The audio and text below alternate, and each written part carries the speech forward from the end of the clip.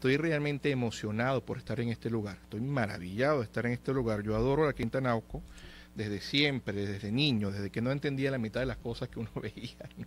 Pero me encantaba el sitio. Yo para poder contextualizarlos a ustedes más, aprovechando lo sabroso de que estamos en este espacio, y cuando yo a ustedes les eche los cuentos, ustedes van a estar viendo los artefactos, las cosas, ustedes van a estar, bueno, están en ese momento.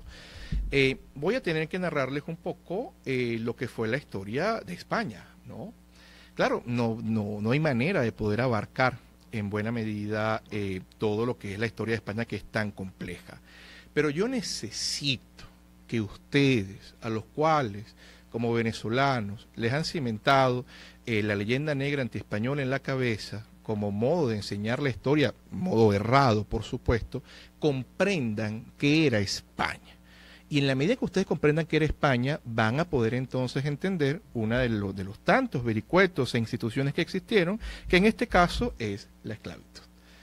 Por tanto, les pido entonces que me dispensen que en los primeros minutos de esta charla, seguramente la mayoría estará pensando que yo voy a hablar de esclavitud y los negros lo metían en una galera y pobrecitos. Muy bien, hablaremos también de eso, pero primero quiero contextualizarlos, quiero que ustedes se entiendan, comprendan qué era lo que ocurría en la época, ¿no? En un primer momento, cuando uno revisa lo que se pretende contar como historia de Venezuela, siempre yo se lo digo a los chamos de la universidad y ellos me dicen, profesor, exactamente lo que me contaron, ¿no? Siempre dicen que en estas tierras existían los indígenas, que eran buenos, eran pacíficos, el buen salvaje, ¿no? La quinta esencia de la bondad, no se metían con nadie, vivían felices, vivían desnudos, tomaban chicha, vivían muy felices, ¿no? Y bueno, de pronto llegaron esas malvadas calaveras y ponen esta música, ¿no? Estruendosa, y ya llegaron los malvados españoles de barbas cerradas, de corazas impresionantes, y acabaron con los indígenas, ¿no? Luego, entonces los españoles arman aquí su expolio. Los españoles comienzan a abusar de los criollos, claro, no explican de dónde vienen los criollos, ¿no? Porque parece que los criollos son una cosa aparte de los españoles. Pero entonces los criollos se calaban todo este malestar, toda esta cosa terrible de los españoles, hasta que llegó Simón Bolívar, ese héroe maravilloso que acabó absolutamente con todos los españoles, y bueno, pero ya va, traicionamos a Bolívar. Como lo traicionamos, entonces, bueno, estamos destinados al fracaso por malos. Tenemos un pecado original como país, traicionamos a nuestro padre. De ahí que los ditirambos en los cuales ha caído Venezuela, usualmente siempre se justifican incluso en eso. Yo lo he llegado a observar, ¿no? De nuevo hablándoles, como les decía en los prolegómenos de esta charla, utilizando la historia como arma arrojadiza en contra de la facción política de turno. Y bueno, estos muchachos que yo recibo en la universidad usualmente me terminan diciendo nombres. Bueno, yo he escuchado a un Páez, a un Guzmán Blanco, a Gómez lo escuché. Y de pronto llegaron los adecos y los copellanos, esos malvados señores que llegaron, se instalaron, pésimos, los culpables de todo. Y bueno, no leemos más adelante porque nos ponemos más tristes. Vaya. Si como nación nos echan esa historia al inicio, ¿no? De nuestros propios días, y usualmente lo que nos hacen es aprender de una manera inveterada fechas, nombres, y no nos explican qué fue lo que ocurrió. Yo creo que poco estamos haciendo caso al consejo de Marlock, ¿no? Creo que sencillamente pues no nos está sirviendo la historia para lo que nos debería servir. La historia no puede servir para sentirte resentido en contra de alguien, mucho menos, y esto es gravísimo, sentirte resentido en contra de un color de piel. Por tanto, esta charla, en la cual estaremos hablando tanto de la esclavitud, créanle ustedes que no va a ser una charla en la cual hablaremos mal de un color de piel. Explicaremos lo que ocurrió en su justo contexto histórico, y ustedes, precisamente en base a estos conocimientos, podrán dar su opinión y harán sus preguntas, ¿no? España, queridos amigos, o lo que hoy en día conocemos como España, se encuentra en la península ibérica, ¿no? Territorio europeo. Cuando usted revisa la península ibérica durante la Edad Antigua, no es que usted va a conseguir a los españoles en la Edad Antigua. Entonces un montón de gente, somos españoles, pero en la Edad Antigua. Había cualquier cantidad de diferentes pueblos, diferentísimos pueblos, atomizados entre sí. Una cosa que los historiadores de la antigüedad nos traen es que estos pueblos usualmente tenían grandes diferencias entre sí. Es decir, sentían una autonomía frente al prójimo. Luego ninguno de ellos decía soy español. o me creo español, ¿no? No es el planteamiento en lo absoluto. Ellos sentían que su pueblo era su pueblo y el del frente, pues, usualmente era un enemigo. Es por ello que cuando uno observa la gran cantidad de colonias que existieron en la península ibérica, hablemos de los legendarios tartesos, hablemos de los púnicos, los cartagineses, recordarán ustedes, ¿no? Esos que llegan a la península ibérica y fundan Cartagonova, pasa a llamarse Cartagena, y son perseguidos precisamente por unos que también habrán escuchado ustedes, la República Romana. Y quiero que ustedes observen algo que no se suele decir mucho. Cuando llega la República Romana, ella llega del modo en que ideó el sistema con el cual Roma funcionó a lo largo de tanto tiempo. No es como nos lo plantean en esas grandes películas de Hollywood, con Charlton Heston, con Victor Mature, ¿no? Uno se emociona, escucha estos musicales increíbles sobre estos grandes actores, que los romanos eran malísimos y nada más se circunscribían a asesinar a Jesucristo. No, al contrario. Los romanos tenían varias virtudes. Una de ellas era que utilizaban el conocimiento de la legislación y la institucionalidad de los pueblos que ellos se enfrentaban, lo aprendían y lo respetaban siempre y cuando estos pueblos de algún modo reconocieran el señorío de los romanos que estaban llegando. Es por ello entonces que ustedes observan que las provincias romanas tenían esta suerte de hálito, de autonomía en torno a instituciones, si bien respondían a la República, luego al Imperio Romano, ¿no? Bueno, teniendo este conocimiento nos vamos a dar cuenta que le va a tomar aproximadamente 2 siglos a Roma tomar toda la península ibérica, pues como les digo, estaban separados, entonces iban de pueblo en pueblo. La gran mayoría de las veces la toma fue pactada a través de contratos, ¿no? Estos contratos romanos, en los cuales, bueno, llegaba el señorío romano, pero había ocasiones en las cuales no era tan lindo, ¿no? Había pueblos que se negaban absolutamente a aceptar a Roma y vemos la terrible toma de Numancia. Lo que les quiero decir con esto, queridos amigos, es que cuando uno observa cuál fue la conformación de lo que hoy en día llamamos España en la península ibérica, la hicieron los romanos. No la hicieron los pueblos íberos, no la hicieron los pueblos celtas, la hicieron los romanos, que la llamaron Hispania. Entonces la península ibérica es ordenada por los romanos que llegan, y luego la veremos, que va a ser separada en Hispania ulterior, interior, habrá varias organizaciones, pero ya está la idea de Hispania. Claro, hay quienes les resisten, ¿no? Por supuesto. Hay lusos que les resisten, pero España, o lo que es hoy en día, España se establece como una provincia romana. Cuando el Imperio Romano de Occidente, queridos amigos, cae, observaremos que Hispania no es una provincia de poca monta. Al contrario, da emperadores romanos. Hay emperadores romanos de todos los colores, como decía un profesor amigo mío. Usted observa a Trajano y Trajano es de Hispania. Por ello, hoy en día ustedes observan algunos profesores españoles que se jactan de decir, dimos emperadores romanos. Y es verdad, claro que sí. Pero cuando seguimos un poco hacia adelante y observamos la caída por la depauperación de lo que es el Imperio Romano de Occidente, vamos a ver cómo los pueblos germanos van a comenzar a estar por todo lo que conocemos hoy en día como Europa, y uno de estos pueblos va a ser empujado hasta la península ibérica. Un pueblo godo, los visigodos, ¿no? Que van a terminar armando el reino visigodo de Toledo. ¿Qué les quiero yo a ustedes decir con esto? Que no es que los españoles eran unos solos y bueno, eran desde la edad antigua hasta ahorita y qué gente tan mala. Son muchos pueblos los que han participado en esta unidad hasta este momento en que yo les señalo. Y luego, no solamente llegaron los púnicos, llegaron los romanos, también llegan por tanto los visigodos, que son germanos. Y en el 711 de nuestra era, en lo que es la batalla de Guadalete, el último rey visigodo, Roderico, llamado Don Rodrigo, pierde la batalla, y unos señores cruzan desde África del Norte el estrecho. Y esos señores no fue que se quedaron 2 días, 1 semana, 1 mes, unos añitos, más de 8 siglos se quedaron. Los suelen llamar los moros. Vaya, ¿no?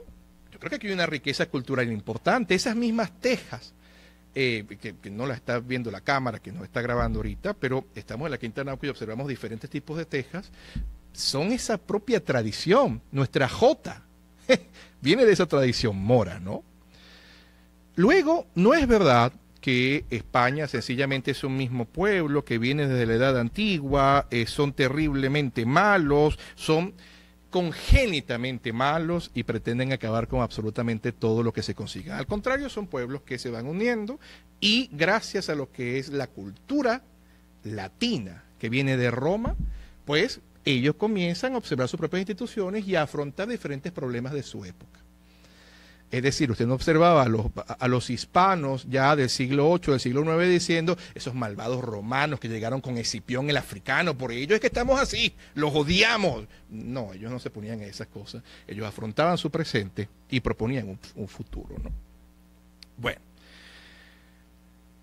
lo que llama la historiografía española la reconquista española fundamentalmente consiste en el primer acto de resistencia de los moros, ¿no? La hace el rey Don Pelayo en la batalla de Covadonga, en Asturias. Y a partir de allí ellos narran un poco más de 8 siglos en los cuales los reinos católicos, mejor dicho, reinos cristianos en esta época, van recuperando territorio. De nuevo, el sistema no es lineal. No es que existan los reinos cristianos en contra de los moros siempre. A veces hay cristianos aliados con moros. Figuras como Rodrigo Díaz de Vivar, el Cid Campeador, uno lo observa también no tan lineal en torno a su lealtad cristiana. Pero lo que quiero observarles durante toda esta etapa, que es lo que se llama la Reconquista Española, es que comienza a existir un sentimiento de unidad cristiana, ¿no? Más allá de que existían mudéjares y mozárabes en el territorio, había en buena medida incluso respeto a las religiones, vamos, consistían judíos, personas que creían en el Islam y cristianos en territorios. Esto poquísimo se habla en la historia de España y es una etapa muy rica. Pero bien sabemos que ya en el siglo XV, luego de que esa jovencita de cabellos dorados llega al trono de Castilla, llamada doña Isabel I, ¿no? Llamada posterior la reina católica, que ha casado con su primo también de la casa de los Trastámara, Fernando II, o que va a ser Fernando II de Aragón, comienzan una guerra en contra de Granada, 1482. Y por esa época hay un señor bastante curioso que está por allí proponiendo nuevos planes para llegar a buscar nuevas rutas comerciales.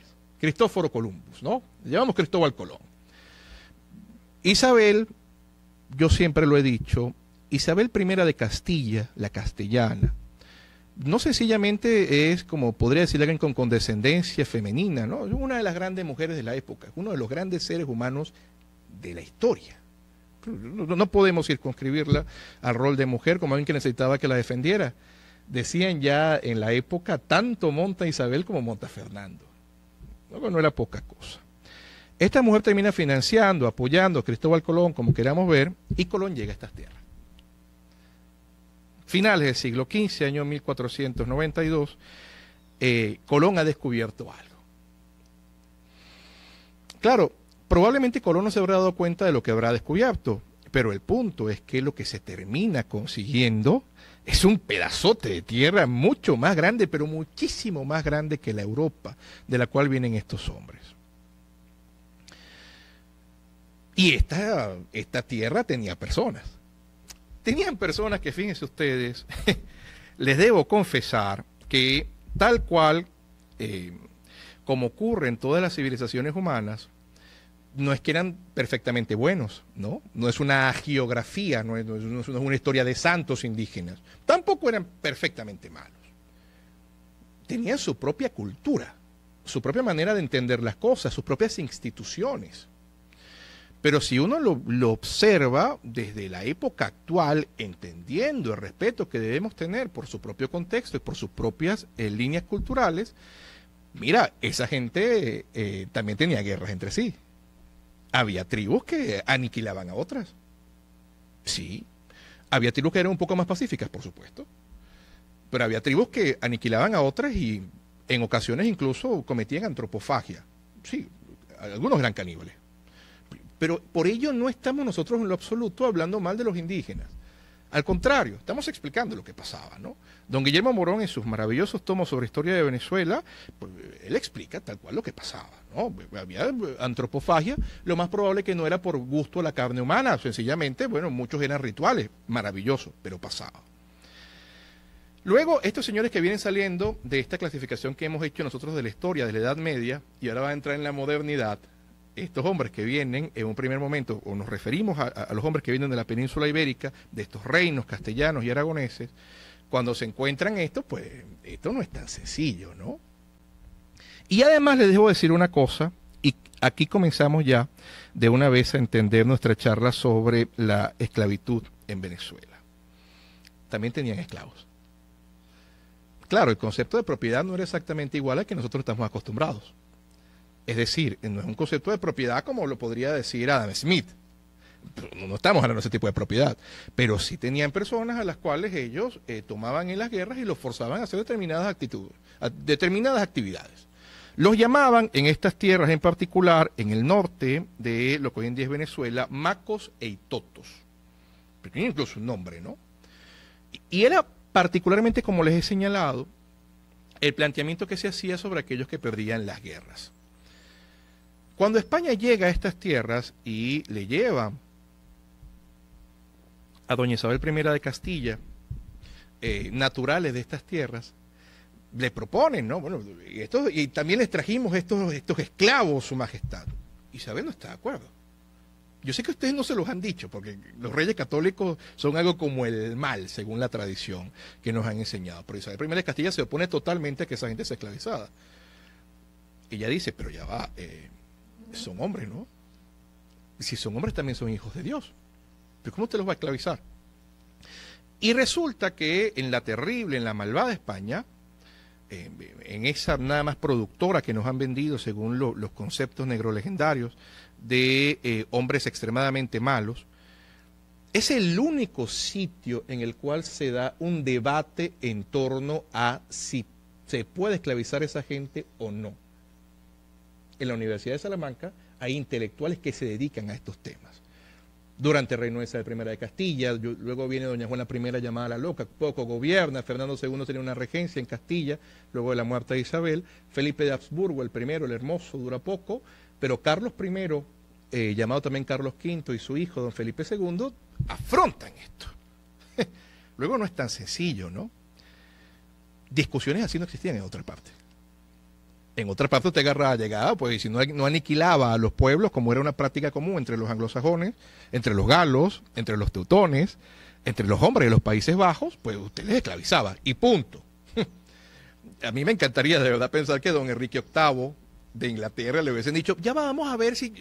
Yo creo que Enrique VIII no se lo habría tomado seguramente muy bien, como no se tomaba muy bien el hecho de aburrirse de sus esposas, ¿no? Pero eso ya es harina de otro costal. Y con esto, en contra de lo que se pretende señalar muchas veces, no es que estemos de algún modo edulcorando la historia española, estamos contando lo que ocurrió y estamos utilizando la comparación, incluso la chanza, el chascarrillo, para que ustedes lo puedan comprender con mayor claridad ante tanta obscuridad en nuestra historia. Y aquí vamos a llegar a otro momento polémico, otro momento que cuando uno lo suele narrar también existe una gran cantidad de sorpresa entre las personas, ¿no? Estimo que ustedes habrán visto, por lo menos en mapas, buscando en Google, un mapa de África, ¿no? Cuando la gente habla de África, los esclavos africanos. A ver, África no es un pueblo. África no es una península. África es un continente gigante, mucho más grande que Europa. Mucho más grande que la Europa que estamos hablando. De verdad, nuestra conciencia o nuestro entendimiento es tan pobre que pensamos nosotros con una suerte de superioridad y condescendencia, incluso europea podría decirlo, que es que los africanos eran tan atrasados que llegaron de pronto los europeos y los acabaron.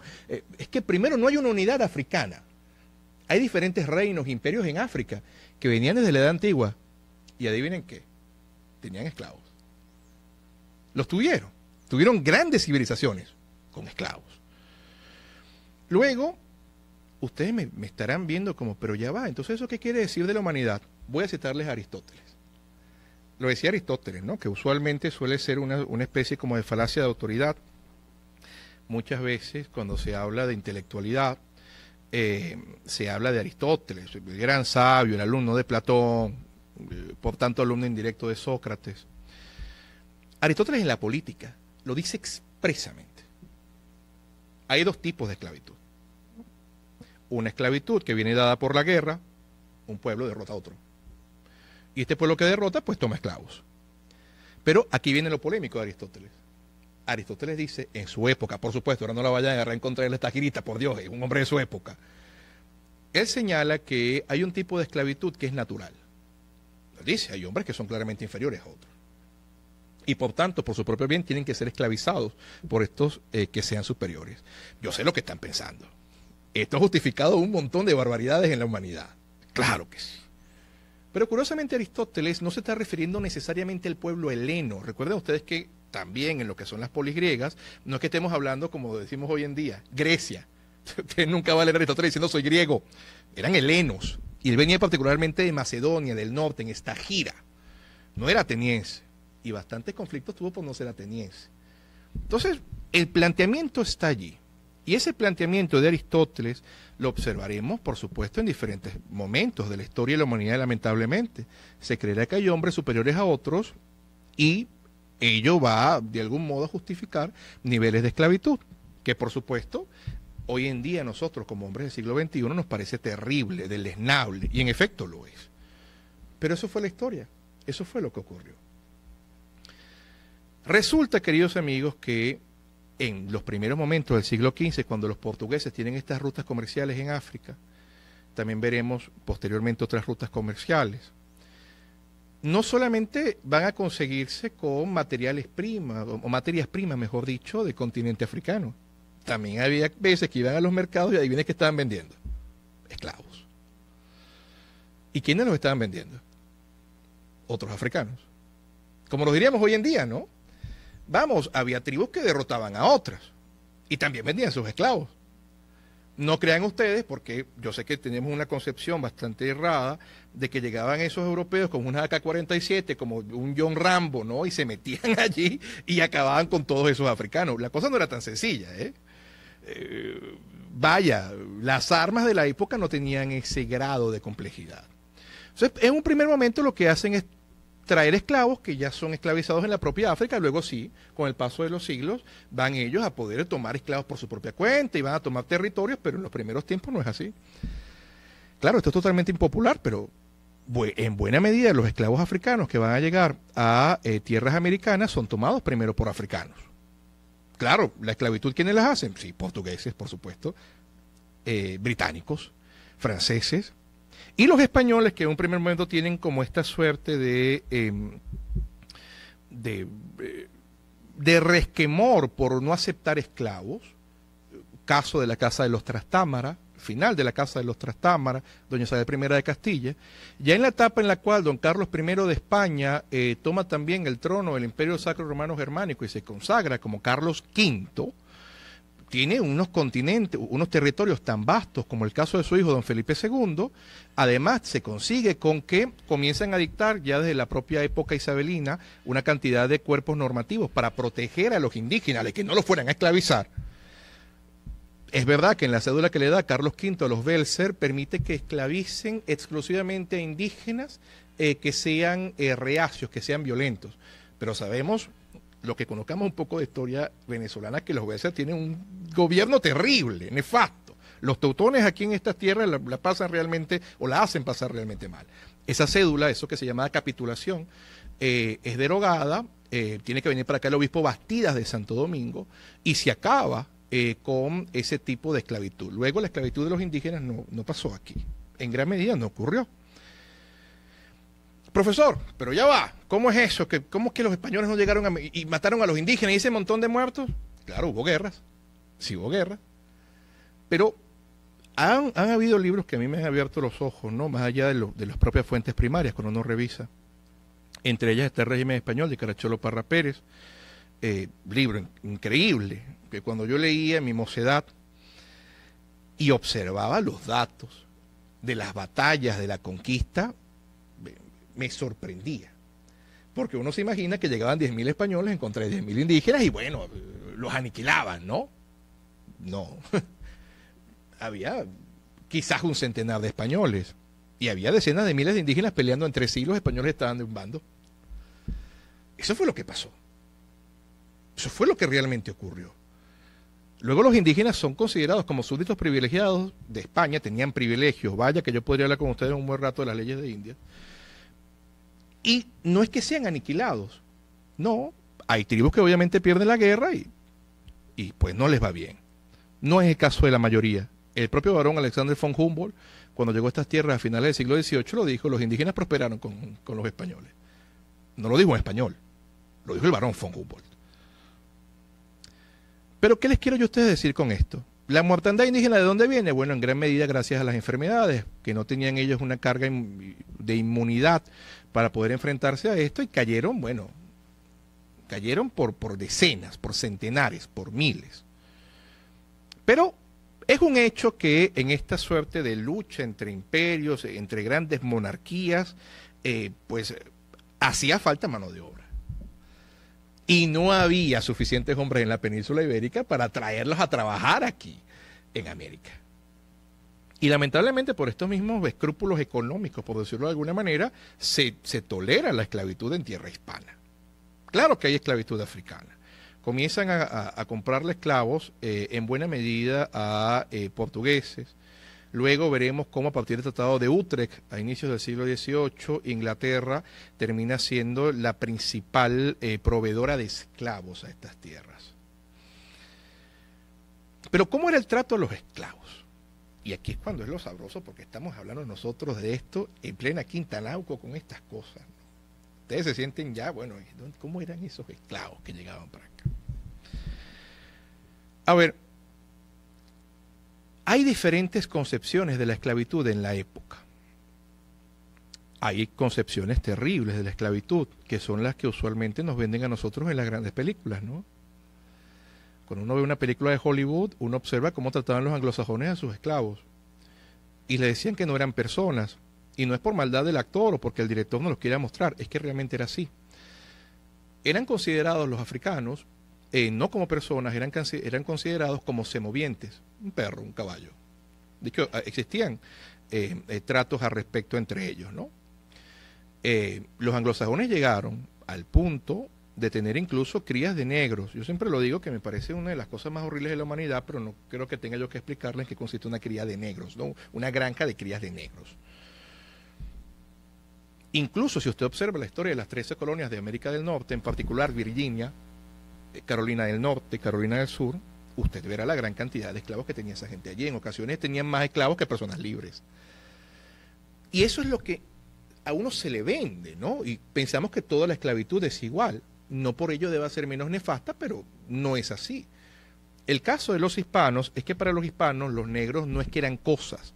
Jurídicamente ellos, basándose en los principios de derecho romano, ellos consideraban que los negros africanos que ellos podían tomar bajo esclavitud sencillamente tenían una capiti diminutio. ¿Qué es esto? Les explico rápidamente. Que precisamente el derecho no tiene que ser nada más conocimiento de los abogados, el derecho tiene que ser de conocimiento de la gente, que es destinataria de la norma, ¿no? Y en este caso, ustedes que quieren comprender la esclavitud deben saber que para los romanos y luego para los que van a heredar su derecho, existía lo que se llama la capacidad jurídica. Hoy en día también a los abogados se los enseña. Está una capacidad de goce, de ser titular de deberes y derechos, y una capacidad de poder ejercerlos en cabeza propia. Luego la capacidad es dual. Los esclavos tenían la capacidad de goce, pero no tenían la capacidad de ejercicio. Tenían una disminución de la capacidad. Por tanto, para los hispanos, los esclavos podían comprar su libertad.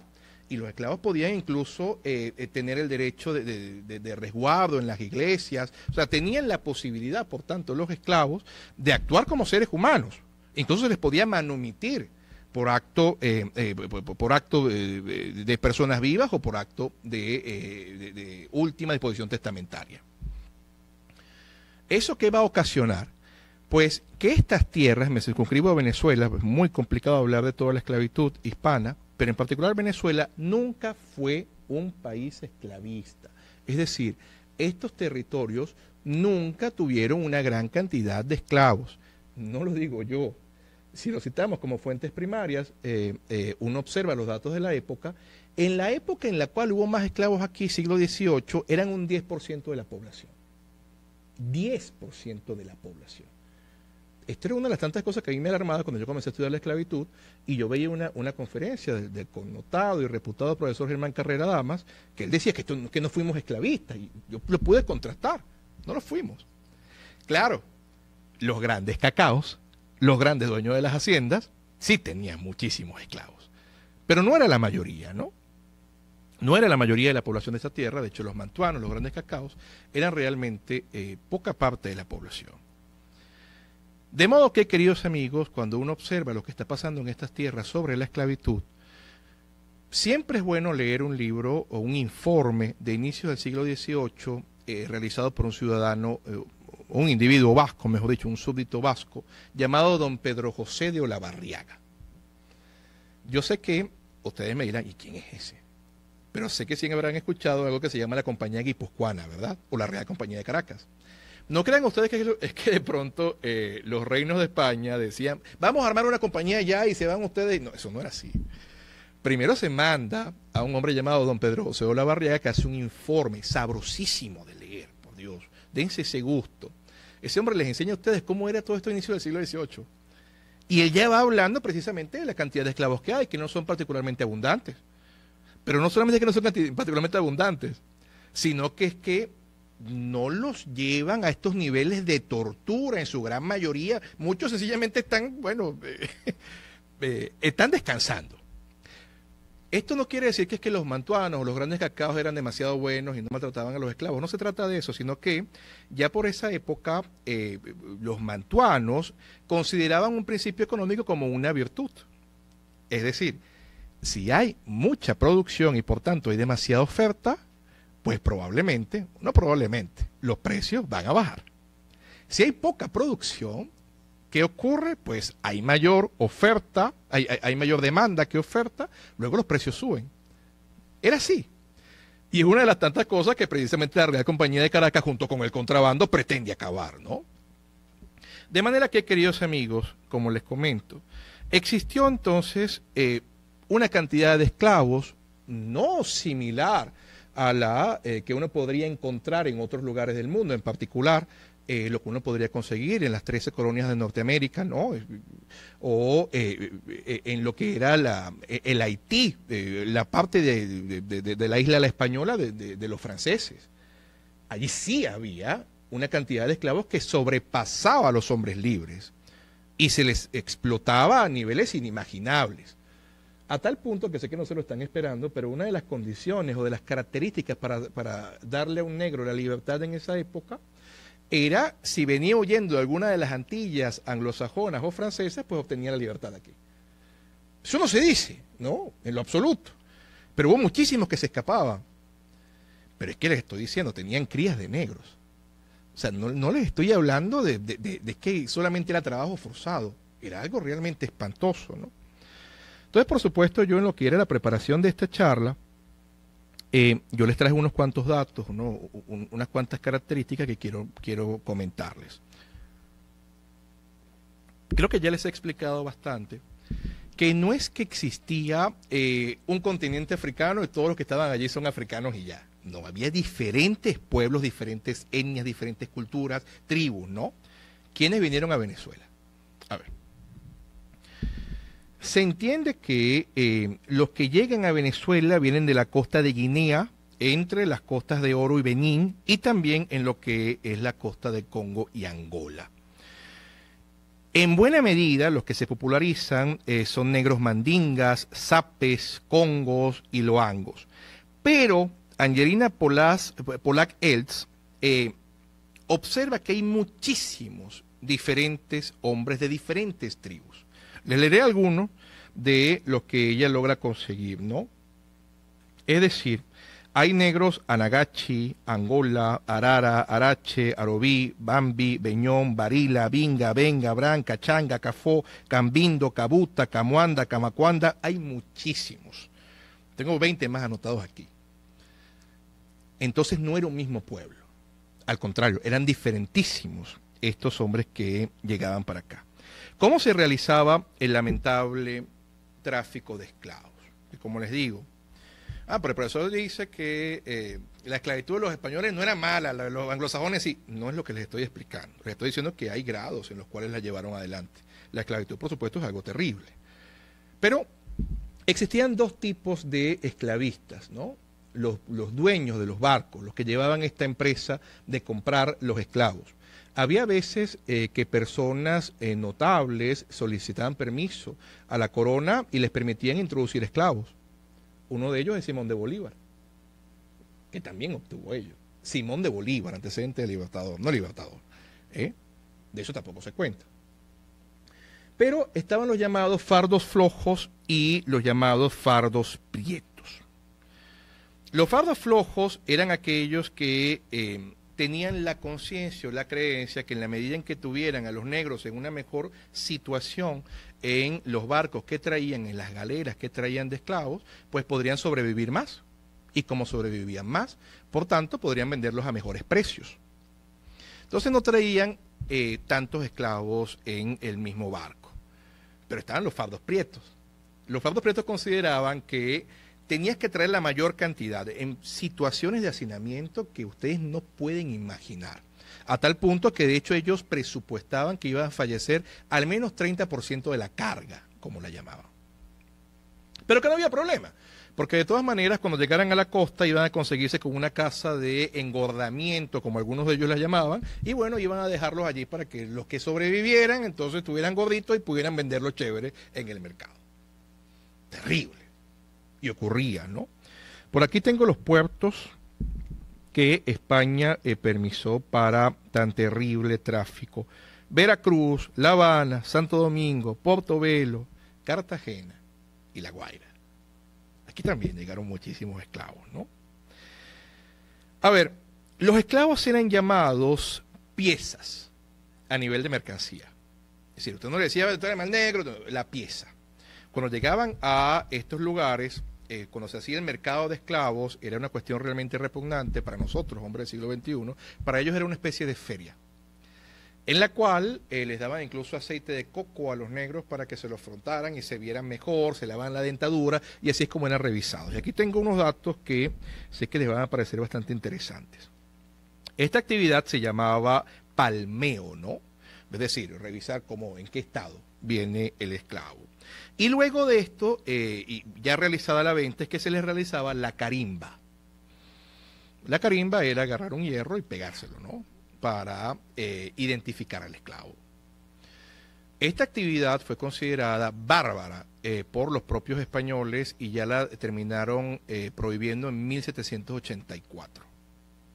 Yo entiendo perfectamente que a uno le puede parecer un poco actual, pero es porque lamentablemente no los británicos propiamente dicho, sino Estados Unidos siguió manejando carimba en etapa republicana.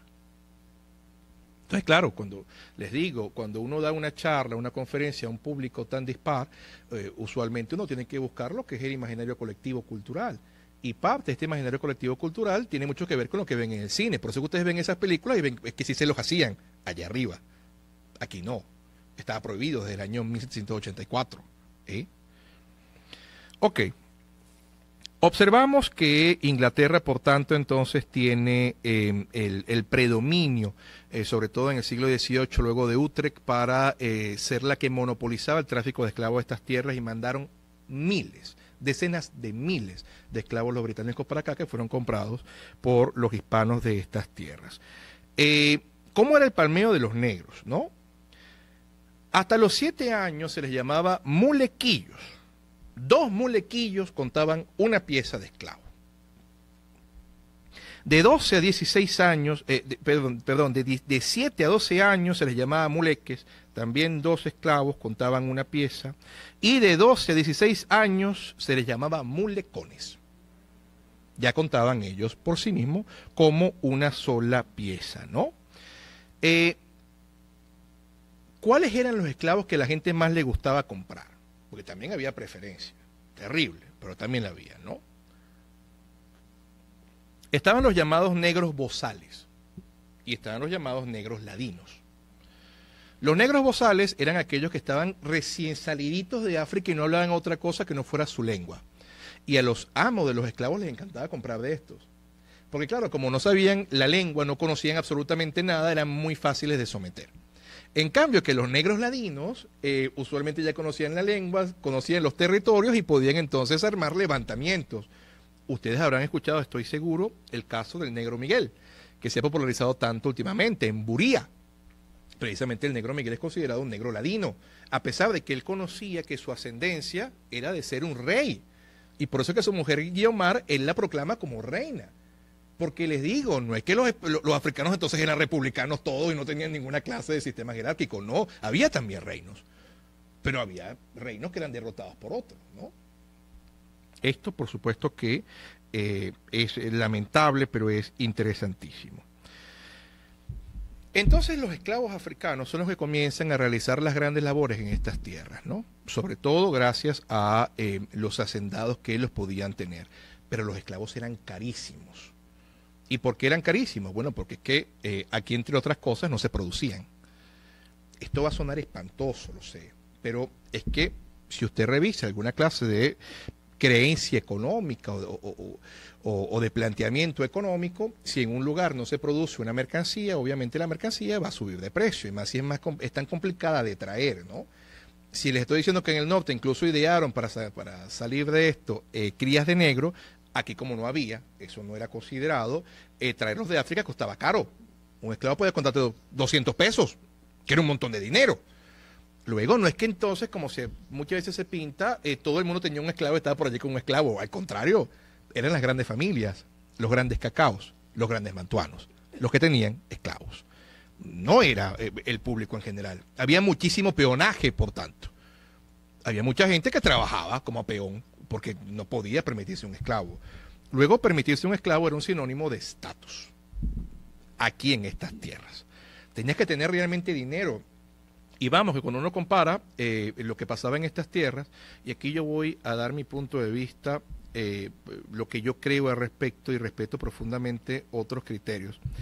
Me comentaban que Carlos señala que el periodo no es colonial. Yo estoy plenamente de acuerdo, es un error llamarlo periodo colonial. Está la propuesta de llamarlo periodo hispánico, pero con todo el respeto del mundo, yo no estoy demasiado feliz. No porque no haya sido un periodo hispánico, sino que yo creo que seguimos manteniendo el rasgo hispano, no se ha agotado el rasgo hispano.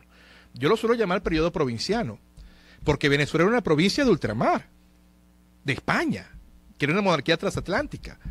Luego tuvimos aquí como provincia la provincia de Venezuela.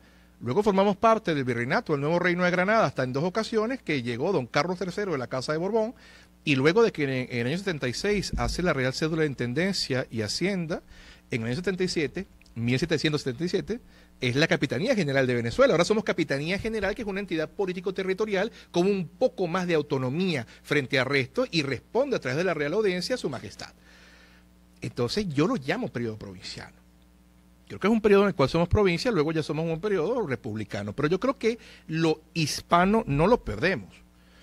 No es como hemos pretendido hacer hoy en día, señalar que nada más somos descendientes de los indígenas y los negros. Debo decirles que es mentira. Tenemos no solamente de un modo cultural, sino también en nuestras venas, pues sangre hispana, un montón. Y vaya, estamos hablando en castellano aquí, ¿no? Entonces, nuestras propias creencias, yo lo decía con el embajador de España hace poco, el que no se sienta en casa cuando va a Andalucía, pues dígame usted, ¿no? Ahora, cuando usted va a Ámsterdam, estoy seguro que no lo tratan igual, ¿no? Es que tenemos algo, los pueblos que vienen de todo esto. Luego no hay hispanos puros, como algunas veces han pretendido señalar, pero ya no les he echado el cuento de toda la mezcla que tienen. Lo normal en los hispanos a lo largo de la historia ha sido la mezcla, no mantenerse únicos. Y no me estoy refiriendo a hispanos como esta consideración de Estado, me estoy refiriendo a pueblo. Me estoy refiriendo a familia cultural también, no a Estado. España es otra cosa. Bueno, como les vengo señalando entonces, los negros comienzan a tener una gran cantidad de labor aquí, fundamentalmente para los grandes hacendados, y comienzan también a realizar labores que van más allá de la mera mano de obra dura. También se vuelven orfebres. Algunos son extremadamente buenos con el ganado, o sea, no se dedican solamente a vaya pique piedras, las cosas no están así, ¿no? Esto va avanzando. Y es cuando se da un contrato bastante interesante que existió mucho aquí durante el siglo XVIII, que era alquilar esclavos. O sea, yo te alquilaba a mi esclavo a ti y tú tenías que pagarle al esclavo. Claro, lo que el esclavo percibía en muchas ocasiones pasaba de pleno derecho al dueño, pero muchas veces el dueño permitía que el esclavo fuera ahorrando poco a poco para que terminara comprando su libertad. Y sí pasó. Es que en el Archivo General de la Nación hay cualquier cantidad de documentos en los cuales se compraron la libertad. O sea, no es falso, sí ocurría. Claro, también había dueños que decían, ese esclavo es mío, pues está bien, maravillosamente, pero también hubo quienes se liberaron, ¿no? Bueno, por ello les permitían también tener en ocasiones lo que era su arboledilla. Es decir, tener como una especie de lugar en la hacienda del dueño, no era el lugar donde existiera mejor cosecha, entonces el dueño aprovechaba y le decía, bueno, te doy eso. Claro, el esclavo lo trabajaba tanto que también lo ponía productivo, y sobre todo, esto es una cuestión natural, cuando tú a la gente le propones el premio, pues la gente se emociona y trabaja mejor. Entonces, claro, imagínense esos negros trabajando esa arboledilla, ¿no? Y además también se les podía permitir contraer matrimonio. Y aquí es lo sabroso cuando ustedes se imaginan, ¿no? Cuando eran de la misma hacienda, maravilloso. Ajá, y cuando de pronto eran de diferentes haciendas, pasaban grandes conflictos en los tribunales. En el Archivo General de la Nación se consigue. Porque ocurría lo que se llamaba en la época el sonsaque. O sea, yo sé que están pensando, ajá, el sonsaque, sí, muy criolla la palabra, ¿no? Y es que el amo del esclavo varón le decía, bueno, mira, busca ver cómo convence a la negra que se venga. Entonces él sonsacaba a la negra y la negra se escapaba. Y claro, los negros eran carísimos, les digo, eran realmente escasos. Cuando el amo se enteraba, bueno, se ponía bravísimo porque además las negras tenían como cualidad el hecho de que al ser una pieza también podían engendrar un molecón, ¿no? Entonces se ponían bravísimos y se armaban cualquier cantidad de pleitos en los tribunales. Como les vengo señalando, la libertad podían obtenerla por testamento. El amo cuando se moría decía, bueno, mira, yo lo quiero mucho y lo voy a liberar porque sí, y punto. Y ese negro era un negro libre, ¿no? Por voluntad del amo también hubo cualquier cantidad de cartas de libertad que los amos las daban. Pues te libero, tú puedes ser libre. Por bautismo de pila, ¿no? Cuando, como les he señalado, venían huyendo de territorio anglosajón o territorio galo, incluso territorio holandés también se les daba la libertad. Por compra de su propia carta de libertad, gracias a su arboledilla o su haciendilla, se reunía y aquí está mi libertad. También existieron libertades, claro, por delación. Cuando existieron aquí algunos movimientos de conspiración, que no voy a entrar en detalle porque no vamos a hablar aquí de la conspiración de Guardia España, no hay manera de agotarlo, ¿no? Más bien los agotaría a ustedes hablando de esto también. Pues algunos esclavos que delataban a los cabecillas, pues se les daba la libertad. O sea, había varias maneras, por tanto, de obtener la libertad, ¿no? En cuanto a las cárceles, ustedes entenderán que en esa época, una sociedad bastante estratificada de adscripción, no todo el mundo iba a la misma cárcel, ¿no? En el caso de los esclavos negros, ellos iban a lo que se llamaban casas de corrección.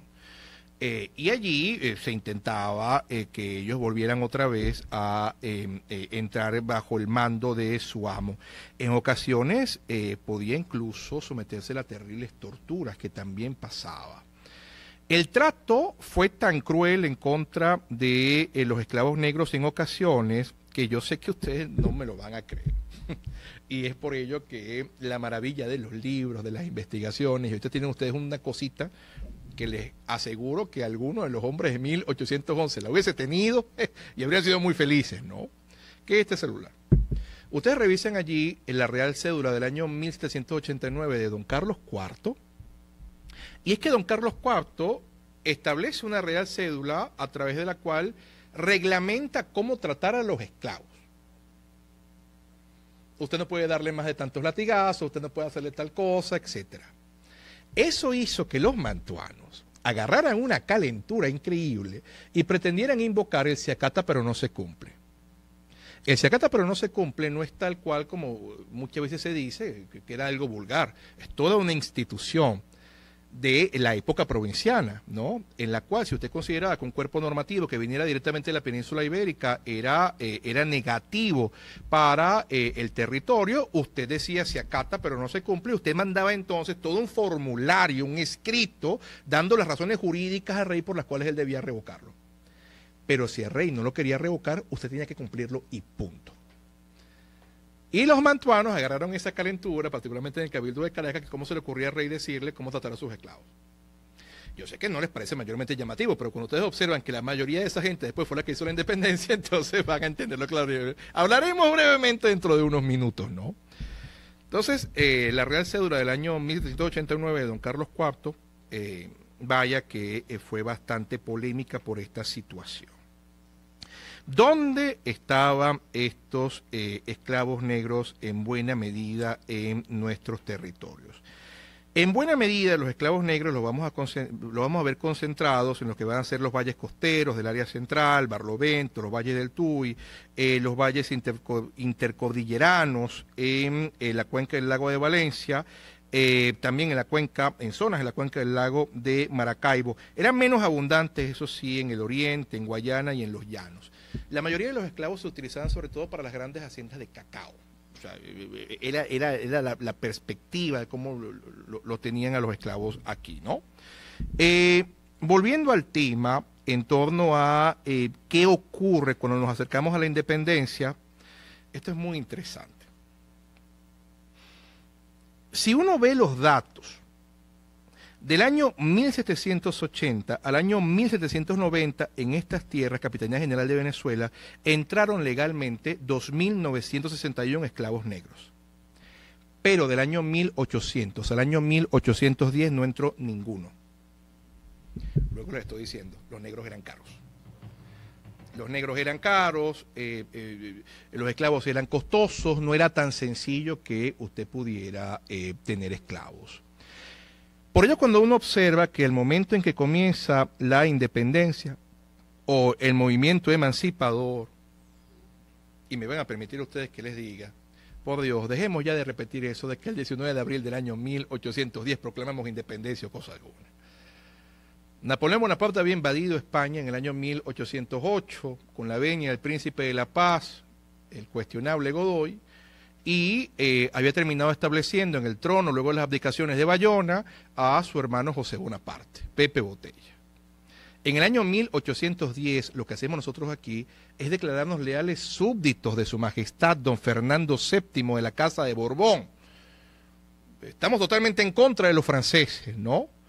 Y es verdad, establecimos un gobierno, pero una de las cosas que le decimos nosotros al capitán general, a Vicente Emparan y Orbe, que vaya, que era un hombre ilustre, se le ha tratado muy mal, pero cuando uno revisa lo que anterior... El barón von Humboldt habló maravillas de Vicente Emparan. Y el barón no era un hombre de estar diciéndole cosas lindas a la gente, ¿no? Por ilustrado. Vicente Emparan lo sacamos, es verdad, y establecimos aquí un gobierno, pero el gobierno termina siendo la Junta Conservadora de los Derechos de don Fernando VII, la Junta Suprema de Caracas. Es verdad, es un autogobierno, todo lo que ustedes quieran, pero son por razones jurídicas que me encantaría explicarles, y están en el acta del 19 de abril. Recordemos que Juan Germán Rocia, redactor de esa acta, era profesor de instituto de la Universidad de Caracas, pero me sucumbe el tiempo para yo poder explicarlo, no es el lugar. El tema entonces, queridos amigos, es que no hay un rompimiento con España en ese momento. Lo que sí hay es que el 14 de agosto del año 1810 la Junta Suprema de Caracas prohíbe el tráfico de esclavos. Claro, prohíbe un tráfico de esclavos que de todas maneras ya no estaban entrando, ya no eran tan comunes, pero los prohíben, ¿no? Ahora, en el año 1811 no es que estos hombres que están realizando la independencia, en que la mayoría, casi todos eran mantuanos, hay casos raros, por supuesto, como el propio caso de Juan Germán Rocio, que era mestizo. Está el caso también de Francisco de Miranda, que llega después de décadas afuera y podría ser muy reputado como un blanco de orilla, pero la gran mayoría de los que hacen esto son los mantuanos. Ahora bien, ¿qué les he dicho yo a ustedes? Los mantuanos eran extraordinariamente ricos por sus grandes haciendas, por no tener tanta producción. Eran tan ricos que compraban títulos nobiliarios, compraban marquesados, compraban condados. Esto es una cosa impresionante, ¿no? Ahora, sus haciendas, ¿por quiénes eran explotadas? por esclavos. Entonces los hombres que hacen la independencia no le dan la libertad a los esclavos. Prohíben el tráfico de los esclavos. Pero los que están, están. Y los que nacen de vientre esclavo son esclavos. Por ello ustedes entenderán, queridos amigos, que cuando la Primera República de Venezuela, lo que es llamado la Primera República de Venezuela, termina acabando con la precapitulación del año 1802 y luego con lo que es la entrega a Monteverde, los esclavos no estaban nada contentos. Porque estos señores blancos estaban haciendo su independencia y sus cosas, pero ¿y nosotros qué?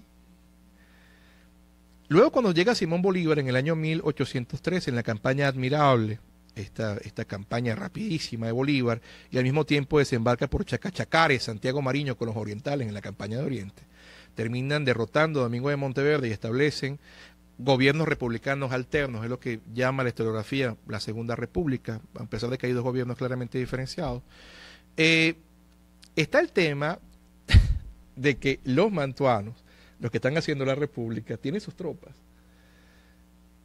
y obligan a que la gente luche para ellos, ¿no? Incluso los que habían nacido en la península ibérica, lamentablemente son objeto del decreto de guerra a muerte, recordarán ustedes. Españoles y canarios contad con la muerte, aun cuando seáis inocentes, si no obráis activamente a favor de la causa americana. Pero bueno, no parecía que para los esclavos la cosa variaba mucho. Y además los mantuanos, que si usted revisa la estratificación, por aligerarla un poco, observa que existían los blancos peninsulares, los que venían de diferentes recodos de las dependencias hispánicas enviados por el rey, los blancos criollos llamados mantuanos, que eran los hacendados que habían nacido aquí y se reputaban descendientes de los conquistadores, o gente también muy bien nacida, hidalgos, que se unían en matrimonio. Luego usted observa los blancos de orilla, que eran la mayoría, que eran estos que venían de diferentes lugares de España en emprendimiento, a hacer la América, como lo llamaban. Muchos eran segundones, ¿no? Pero eran la gran mayoría de blancos que había, y estos blancos a su vez eran humillados por los blancos mantonos que consideraban que eran blancos, pero en la orillita. Y usted observa de nuevo, los estoy invitando al Archivo General de la Nación, usted revise el documento, el expediente de don Sebastián de Miranda, papá de Miranda, que el rey le dio el cargo de capitán de las milicias de blancos y los mantuanos no le dejaron utilizar el bastón de mando, porque era un blanco en la orillita. Entonces el conflicto aquí no es que solamente era los negros eso, no, la mayoría de los blancos también eran discriminados, ¿no? Vemos la diferente cantidad de mestizaje, mestizos, pardos, zambos, vamos, hay una cantidad de gente importante, están los esclavos negros. Cuando usted observa la etapa de la independencia del año 1813, el año 1814, y observa que la República usualmente mandaba que los esclavos que se habían escapado fueran otra vez apresados. Y por otra parte usted observa hombres como el urogallo José Tomás Boves, que le daba la libertad a todos los negros que estuvieran con ellos. Usted comienza a comprender un poco precisamente por qué, cuál fue la razón por la cual los negros lucharon bajo la causa realista, porque esto no se los cuentan. A ustedes el único negro que les mencionan en la época de independencia es el negro primero, pero nunca les dicen que primero luchó por el realismo. Jamás se lo cuentan, por Dios, ¿cómo decir esa cosa el negro primero? Que luchó por esos malvados españoles, ¿no? El negro primero, de hecho, da la explicación de esto, y José Antonio Páez, en ese documento fundamental, que es la autobiografía, echa el cuento, ¿no? El negro decía, yo veía a todo el mundo que iba a la guerra, pues llegaba con mejores cosas y con una platica, yo también quería. Él le decía a Bolívar, por avaricia, le decía a Bolívar. En general observaremos entonces a los negros anteriores esclavos luchando para los comandantes españoles, o los comandantes que luchaban para España, porque España no mandó para acá tropas sino hasta el año 1815, cuando viene la expedición de don Pablo de Morillo, ¿no? El conde de Cartagena, el pacificador. Hasta ese momento no se había enviado una expedición para acá. Luego la gente se pregunta, me lo dicen mis alumnos constantemente, pero profesor, ya va, ¿y si España no envía tropas, contra quién estaban peleando ellos? Contra otra gente que vivía aquí. Muchos habían nacido aquí. Pero estaban de acuerdo con el realismo, que era lo único que había. España era lo único que había. Venezuela es una invención independiente que están realizando en el momento, ¿no? Bueno, obviamente lo que llaman la Legión Infernal de Boves, entre otras cosas, comandadas en gran medida por esclavos, llevan adelante la guerra y se acaba la Segunda República de Venezuela. El intento republicano de Venezuela del año 1814, finales del 14, luego de Urica, hasta el año 1817 es muy tenue. vamos. Pero en esta época Simón Bolívar, sobre todo gracias a su ida a Haití, se da cuenta que tiene que unir también a la raza negra al conflicto, y así como lo veremos ya en el año 1816, dando la libertad a los esclavos que ahora luchen para la República. Ahí es cuando ocurre. Les pido a ustedes que el que tenga oportunidad lea los documentos de Jamaica del año 1815, para que ustedes vean cómo hablaba Simón Bolívar en la época. Recuerden que era un mantuano, pero bueno, no son profundidades en las que vamos a entrar. Al final, queridos amigos, la guerra se lleva adelante. La República, a partir del año 17, ya la observamos en una mejor posición con lo que es Angostura tomada. Se establecen autoridades republicanas. En el año 1819 se da el Congreso de Angostura, se hace constitución en Angostura. A finales de ese año, Simón Bolívar logra liberar al virreinato de la Nueva Granada a través de las batallas del Pantano de Vargas y Boyacá. Y a finales de ese año, el 17 de diciembre del año 1819, se declara en Venezuela, se crea en Venezuela la República de Colombia. Colombia, ¿no? La que hemos llamado posteriormente Gran Colombia para diferenciarla. Ningún Gran Colombia, Colombia se llamaba la República y nació aquí, en Angostura. Bueno, esa Colombia en el año 1821 va a realizar lo que va a ser un cuerpo normativo en el cual se va a analizar si a los esclavos se les va a liberar o no. Bolívar pide la liberación de los esclavos, ¿no? Pero los hacendados decían, ya va, pero ¿cómo vamos a salir de nuestros esclavos? Y esa es la razón por la cual dictan un cuerpo normativo que va a ser la abolición de la esclavitud gradual. Es la llamada ley de manumisión. ¿En qué consistía esto? Les voy a leer exactamente los puntos fundamentales de esta ley de manumisión del año 1821. Es decir, primero se ratifica la prohibición de introducción de esclavos. Segundo, se declara la libertad de los hijos de esclavos que nazcan a partir de esa fecha. Es decir, a partir del año 1821, todo hijo de esclavo era libre. Luego ya no iban a ser más esclavos, ¿no? Tercero, los dueños de las esclavas que parieran a estos niñitos tenían que hacerse cargo de estos hijos de esclavos hasta los 18 años. Por supuesto, lo que ocasionaba en la práctica era que los hacían trabajar hasta los 18 años, pero bueno, a partir de allí ya podían hacer lo que quisieran, ¿no? Luego se establece también un fondo para la liberación de los esclavos y se establecía la Junta de Manumisión. Cuando observamos entonces en el año 1810, el número de esclavos era de todo lo que era Colombia, lo que llamamos hoy en día la Gran Colombia, ¿no? O sea, Panamá, lo que hoy en día es Colombia, Ecuador y Venezuela. Los esclavos estaban entre 60.000 y 80.000. Para el año 1830, con la separación de la fragmentación de Colombia la Grande, los esclavos van más o menos entre un número de 19.000 y 42.000. O sea, hay diferentes estimaciones, pero dense cuenta que bajan. Y además ya no hay nuevos esclavos. Y es porque, claro, mueren muchos esclavos en la guerra y además nacen muchos esclavos manumisos ya, que ya no pueden ser considerados esclavos. En el entendido de esto, observamos cómo hay pocos esclavos, cada vez más hay menos esclavos. Cuando Venezuela se separa, luego de la Convención de Valencia, y ya en el año 1830 hace el Estado de Venezuela, Estado de hombres ilustres en buena medida, ¿no? Hacen la Sociedad Económica de los Amigos del País, hombres como Páez, como Sublet, dejan atrás las armas y se ponen la levita de civil y gobiernan en buena medida. Qué buenos gobernantes fueron realmente. Aquí hay varios alumnos míos del curso El Régimen Deliberativo, lo estoy viendo. Qué bueno que están aquí, ya vieron lo que les conté, ¿no? En el curso.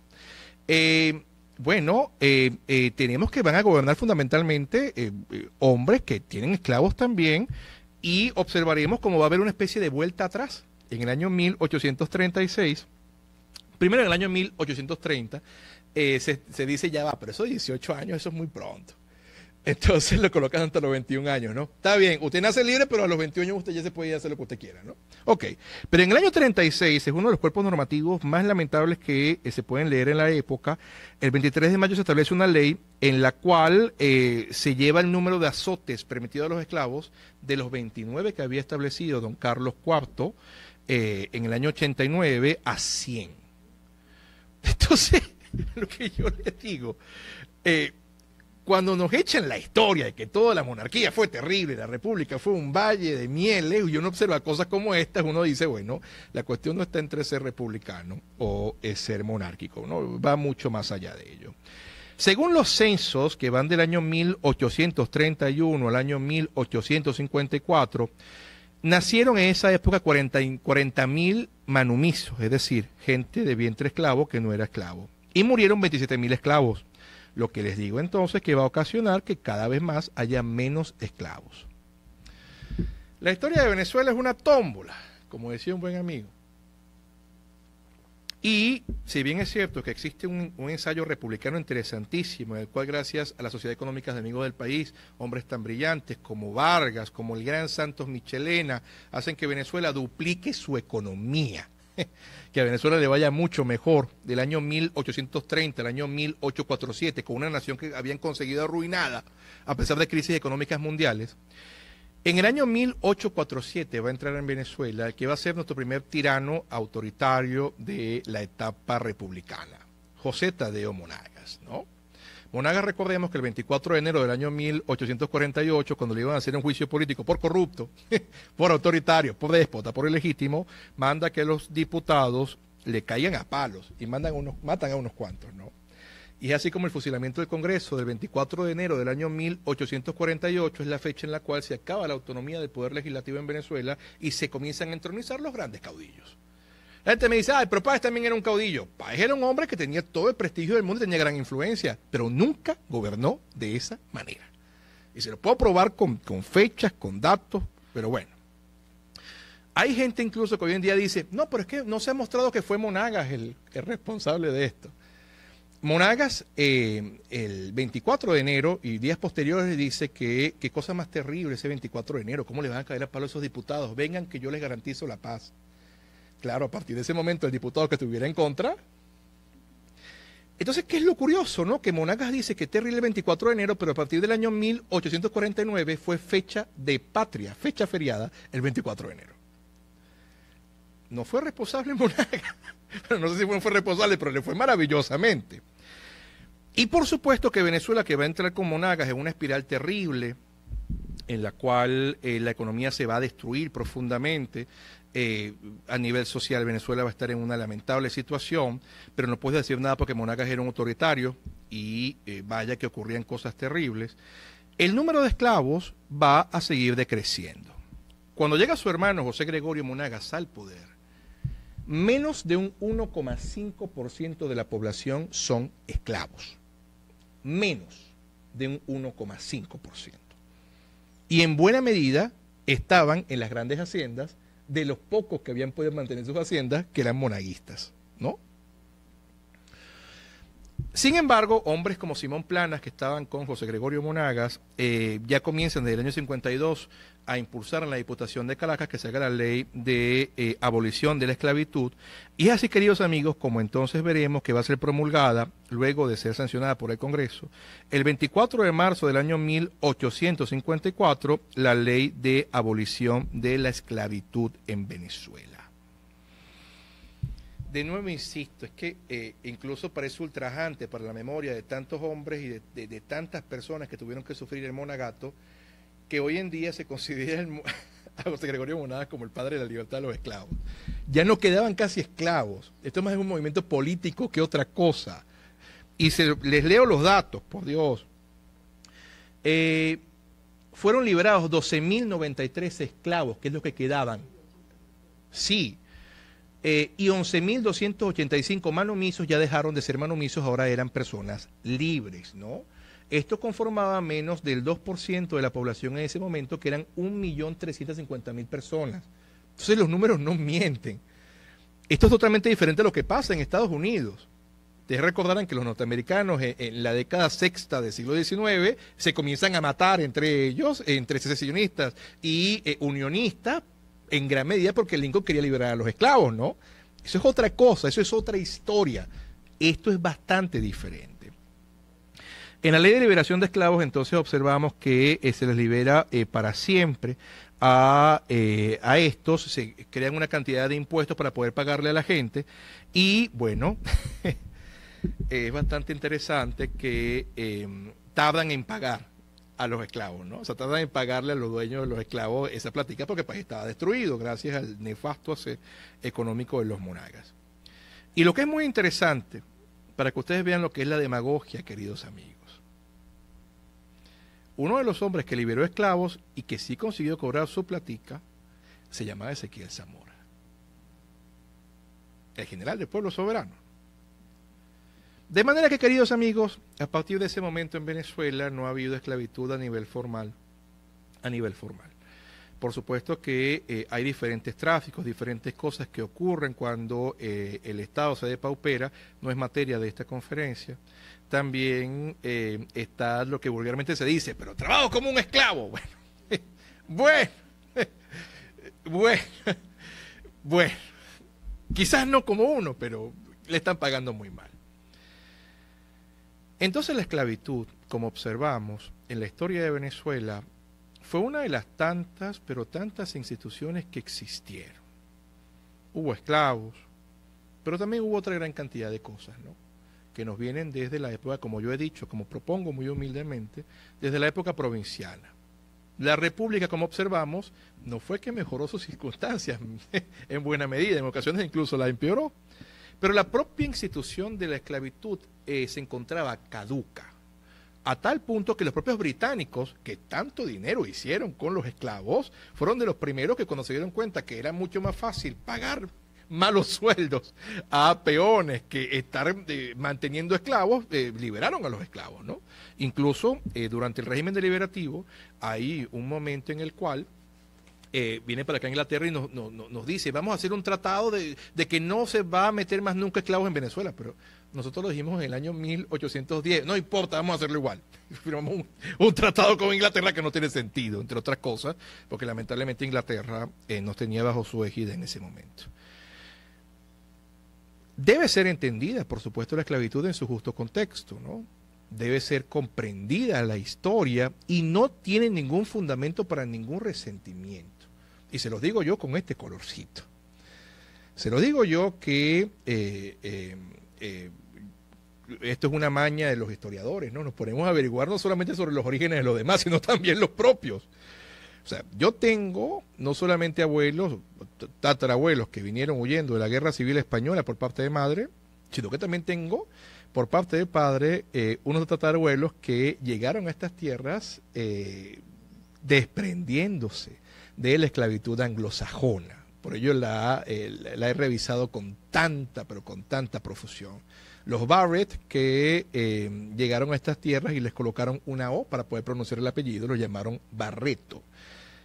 Entonces, les digo que si yo que tengo sangre de esclavo y sangre de malvados dominadores dentro de mi propio ser, no estoy bravo, no estén tampoco bravos ustedes. Aprenden la lección, aprendan lo que ocurrió, dense cuenta que más nunca ningún ser humano, por lo menos bajo nuestra responsabilidad, debe ser considerado como un esclavo, independientemente de lo bueno o menos malo que sea. Y por Dios, veamos nuestro presente y podamos por fin como un pueblo avisorar nuestro futuro, ¿no? Es una idea. Gracias.